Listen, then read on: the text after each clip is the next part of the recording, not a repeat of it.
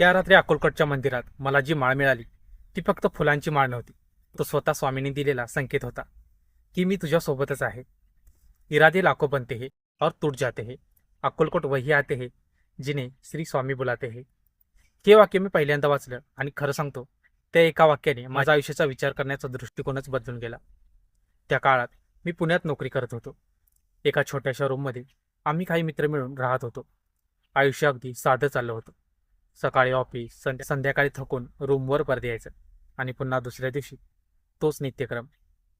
शनिवार आणि रविवार एवढ्या सुट्ट्या मिळायच्या. त्यामुळे कुठे फिरायला जाणं, देवदर्शनाला जाणं हे सगळं फक्त मनातच राहायचं.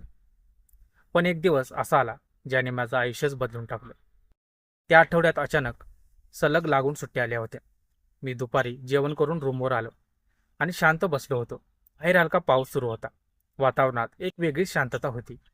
इतक्याच माझा रूम पार्टनर आतमध्ये आला आणि म्हणाला, अरे उद्या सुट्टी आहे ना, आम्ही अक्कलकोटला जातोय, तू येणार आहेस का? आता खरं सांगायचं तर मी आधी कधी अक्कलकोटला गेलो नव्हतो.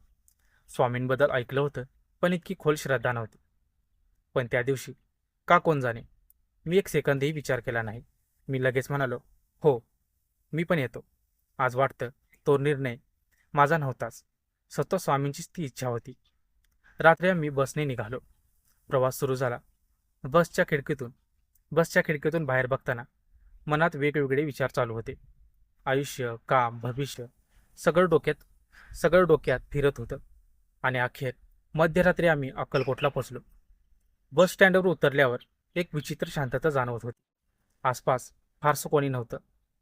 फक्त काही प्रवासी आपल्या वाटेने निघून जात होते. त्या अंधाऱ्या रात्री आम्हाला एक काका भेटले. त्यांनी आमच्याकडे पाहिलं आणि विचारलं, भक्तनिवासात जायचं आहे का? आम्ही होकार दिला. ते काका आम्हाला स्वतः भक्तनिवासापर्यंत सोडायला आले. आजही विचार करतो, त्या रात्री त्या अनोळखी असलेल्या माणसाने इतकी मदत का केली असेल? कधी कधी वाटतं तो माणूस नसून स्वामींचाच कोणीतरी दूत असेल. दुसऱ्या दिवशी सकाळ झाली. आम्ही आंघोळ करून मंदिराकडे निघालो. माझ्या मनात एक वेगळीच उत्सुकता होती. जसं मंदिराच्या प्रवेशद्वाराजवळ पोहोचलो तसं माझं लक्ष वर गेलं आणि तिथे ते एक वाक्य लिहिलं होतं, इरादे लाखो बनते हैं और टूट जाते हैं, अक्कलकोट वही आते हैं जिन्हें स्वामी बुलाते हैं. त्या एका वाक्याने माझ्या अंगावर अक्षरशः शहारे आले. कारण खरंच मी अचानक कसलाही विचार न करता तिथे आलो होतो. जणू कुणीतरी मला तिथे बोलवलं होतं. आम्ही मंदिरात आत गेलो. वातावरण खूप शांत होतं. घंटांचा आवाज, मंत्र आणि भक्तांच्या चेहऱ्यावरची श्रद्धा सगळं मनाला स्पर्श करून जात होतं. आणि मग तो क्षण आला. मी स्वामींच्या दर्शनासाठी पुढे गेलो. पहिल्यांदाच मी इतक्या जवळून स्वामींच्या चरणाकडे पाहत होतो. मन अगदी भरून आलं होतं. दर्शन घेतलं, डोळे मिटले आणि मनात फक्त एकच प्रार्थना केली, स्वामी फक्त साथ सोडू नका. आणि पुढच्या क्षणी त्या पुजाऱ्याने स्वामींच्या चरणावर असलेली फुलांची माळ उचलली आणि थेट माझ्या हातात दिली. मी काही क्षण स्तब्ध उभा राहिलो, कारण माझ्यासोबत अजून 3-4 मित्र होते. इतके भक्त तिथे उभे होते, पण ती माळ फक्त मलाच का मिळाली? माझे मित्रसुद्धा आश्चर्याने माझ्याकडे बघत होते. त्या क्षणी माझ्या डोळ्यात नकळत पाणी आलं, कारण आतून कुठेतरी एक भावना आली. स्वामींनी मला ओळखलं. त्या दिवसानंतर माझ्या आयुष्यात बरेच प्रसंग आले. अडचणी आल्या, संकट देखील आली.